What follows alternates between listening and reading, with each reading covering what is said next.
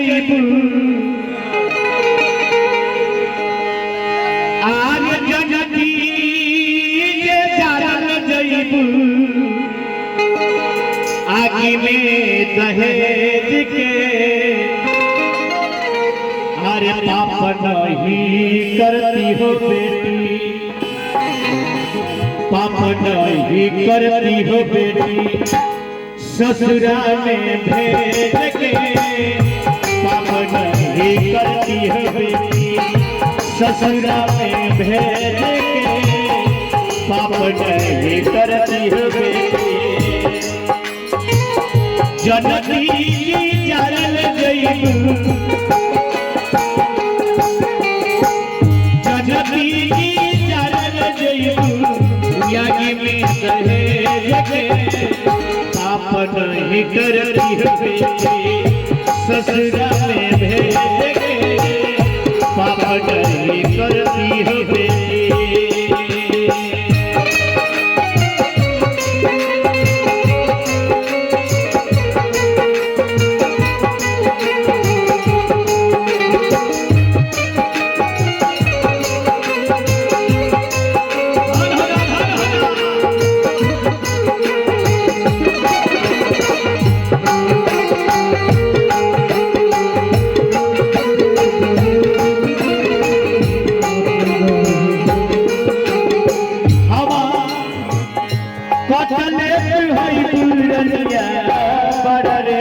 पतिया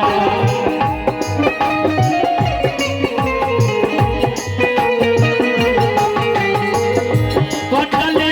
होई दुनिया बड़े पतिया रोमती पिता न होई दिनवा रतिया आई कहि के कुकल होई आई कहि के कुकल होई पाप नहीं करती हो बेटी ससुरा में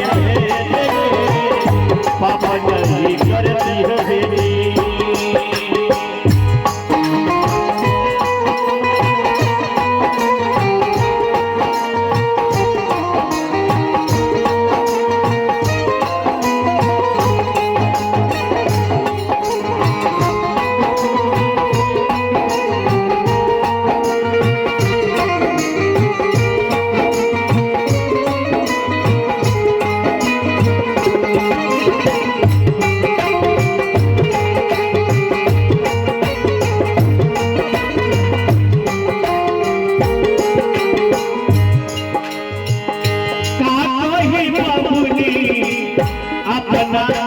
बेटी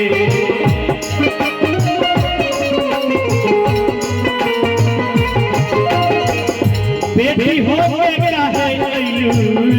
घर में गरीब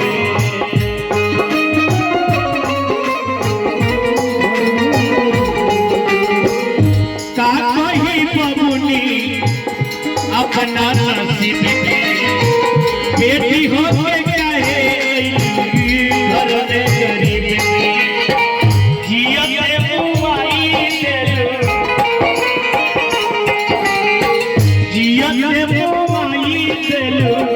हमारा के देख के पाप नहीं करती हो बेटी ससुरा में भेज के पाप नहीं करती हो बेटी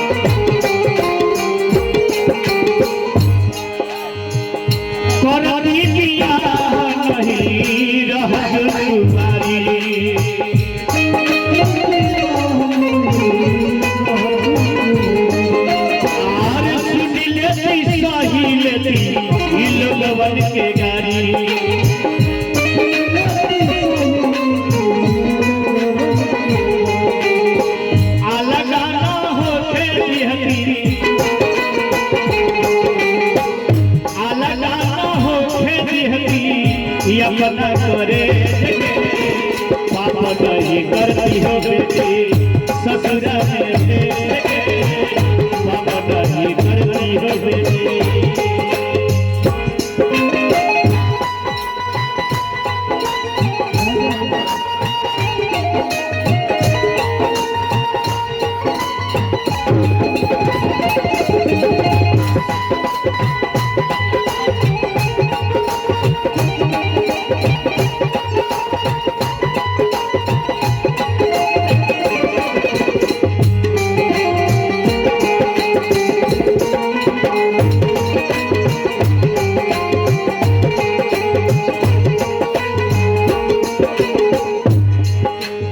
लोभ से चलील बा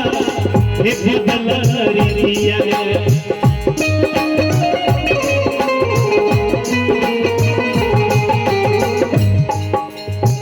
लाजो भरोसा वाली कहानी इस समाज इतना गंगा हमने कहो गई बा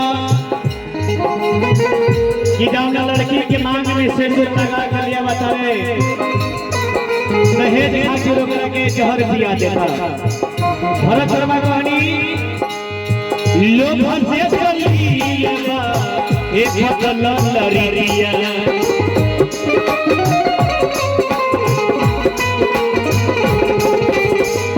जहर पियावल जाता हिजरी के पीड़िया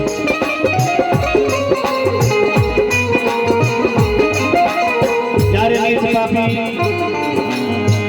एक रास्ते मन रहे एक रास्ते मन रहे सासा न करे पाप नहीं करती हो बेटी ससुरा में भेज के पाप नहीं करती हो बेटी। अरे जनती यारल जइयो जनती यारल जइयो आगे के पाप नहीं करती हो बेटी